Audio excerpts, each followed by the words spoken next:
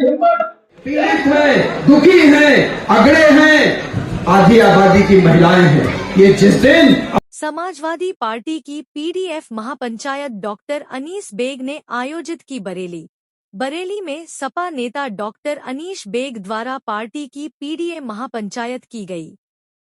Samajwadi party चिकित्सा प्रकोष्ठ के अध्यक्ष व सपा नेता डॉक्टर अनीस बेग ने कहा कि पिछड़े, दलित और अल्पसंख्यकों के अधिकारों का भाजपा सरकार में हनन हो रहा है। शिक्षा और स्वास्थ्य जैसी मूलभूत सुविधाएं भी इन वर्गों से दूर की जा रही हैं। उन्होंने आगे कहा, इस हॉल में युवाओं और वाल्मीकि समाज की भागीदारी को देखकर लग रहा है कि समाजवादी विचारधारा के समर्थन में बदलाव का संकेत है और वाल्मीकि समाज का भारी मात्रा में आना यह दर्शाता है कि अनुसूचित समाज भाजपा सरकार से तंग आ गया है। कई पीडीए पंचायतें कर चुके हैं, लेकिन आज की पंचायत को लेकर जो चीफ गेस्ट उन्होंने बहुत तारीफ की है। किस तरह का प्रोग्राम रहा, आप संतुष्ट हैं उससे? कितने लोग आए थे? सबसे पहले तो मैं बहुत शुक्रिया अदा करना चाहूँगा हमारे माननीय राष्ट्रीय अध्यक्ष श्री अखिलेश यादव जी का कि उन्होंने हमारे एक प्लेटफॉर्म दिया पार्टी से कार्यकर्ताओं को जुड़ने का। ये टाइम ऐसा है कि यहाँ पर इस टाइम कोई इलेक्शन का टाइम नहीं है, लेकिन जब भी पीडीए के माध्यम से इतना जोश पीडीए के लोगों ने, समाजवादी पार्टी कार्यकर्ताओं ने, एक कार्यकर्ता ने भर दिया है कि आज 11 बज रहा है और एक कार्यकर्ता इतना जोश में है। ये बदलाव की बहार है। मैं कहता हूँ जय जय अखिलेश, 27 में तय अखिलेश। तो ये उस 2027 का चुनाव जैसा लग रहा है सर, क्या कहेंगे आप? देखिए, जो हमारी समाजवादी पार्टी ने 27 जनवरी 2025 से शुरुआत करी, एक महीने का कार्यक्रम था। 26 फरवरी 2025 तक पूरे उत्तर प्रदेश के अंदर समाजवादी पार्टी के नेता सेक्टरवार, जोनवार, गांव में, बूथों पर जा करके पीडीए पंचायत करेंगे। जब लोग गए, इतनी सफलता मिली, इतना लोगों ने प्यार दिया, तो आदरणीय राष्ट्रीय अध्यक्ष जी को, आदरणीय प्रदेश अध्यक्ष जी को वो कार्यक्रम को आगे बढ़ाना पड़ा और वो पीडीए का कार्यक्रम हमारा आगे बढ़ चुका है।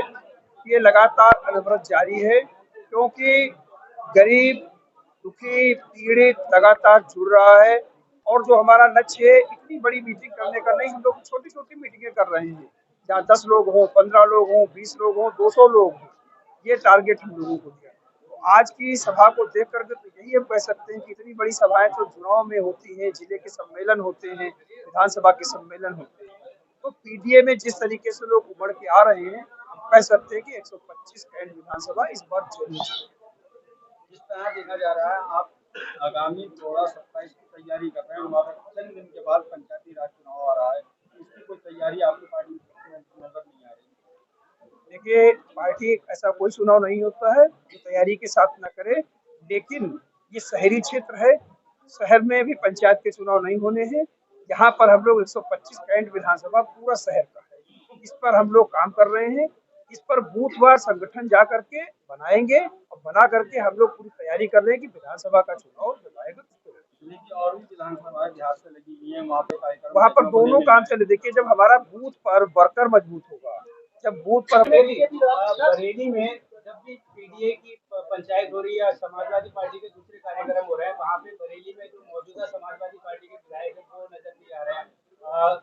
बरेली जिले से ही आंवला लोकसभा के जो सांसद हैं वो नजर नहीं आते हैं। देखिए, ऐसा है, पीडीए पंचायत पर वर्कर को जाने का है, नेता जहाँ पर समय होगा वहाँ पहुंचेंगे। देखिए, माननीय मंत्री जी हमारे बीच बैठे हैं, जिले के अध्यक्ष हमारे साथ बैठे हैं, जी महानगर के अध्यक्ष मेरे साथ बैठे हैं, डॉक्टर साहब बैठे हैं जो समाजवादी पार्टी के आवेदक हैं, चुनाव लड़ना चाहते हैं, विधानसभा के अध्यक्ष जी बैठे हैं। इसी तरीके से चलता सारा। अब जिले का सम्मेलन नहीं है जो सारे नेता एक साथ इकट्ठा होंगे, सबकी अलग अलग जिम्मेदारियां हैं और मेन है कि पार्टी का जो संगठन, जो वर्कर है वो जाएगा, वो पीडीए पंचायत। सर, अभी हाल ही में बीजेपी द्वारा जाति जनगणना की घोषणा की गई है, तो समाजवादी पार्टी इसको कैसे देखती है? देखिए, जाति जनगणना तो वो लोग इसलिए बैक फुट पर गए हैं। सब जाति जनगणना की बात तो समाजवादी पार्टी आज से नहीं करती रही है। जब माननीय श्रद्धेय मुलायम सिंह यादव जी थे, वो भी कहते थे कि उत्तर प्रदेश के अंदर, देश के अंदर जब तक पिछड़ों को, दलितों को उनका हक नहीं मिलेगा तब तक काम नहीं चलेगा। बाबा साहब भीमराव अम्बेडकर जी ने भी कहा था कि जब तक पिछड़े दलितों का हक न मिले तब तक ये संघर्ष अनवरत जारी रहेगा।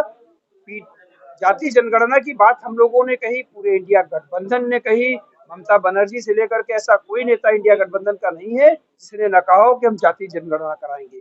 इस डर से कि जो लोकसभा के परिणाम आए उससे वो डर गए। उनको लगा कि बिहार का चुनाव हमसे जा रहा है, उत्तर प्रदेश का भी चुनाव हमसे चला जाएगा, इसलिए उन्होंने घोषणा कर दी इंडिया कि गठबंधन हम लगातार जातीय जनगणना की मांग कर रहा था, लेकिन जैसे ही बीजेपी ने घोषणा की है, इंडिया गठबंधन ने जातीय जनगणना की बात करना बंद कर दी। क्या आप लोगों से ये मुद्दा छिन चुका है? कतई नहीं है। अभी तो राष्ट्रीय अध्यक्ष जी ने परसों ही कहा है, माननीय अखिलेश यादव जी ने, कि जो उन्होंने डेट दी है उस डेट के हिसाब से तो हम लोगों की सरकार में आ जाएंगे, हमारी सरकार में आकर के जातीय जनगणना होगी। ये भी कहाँ कर पाएंगे।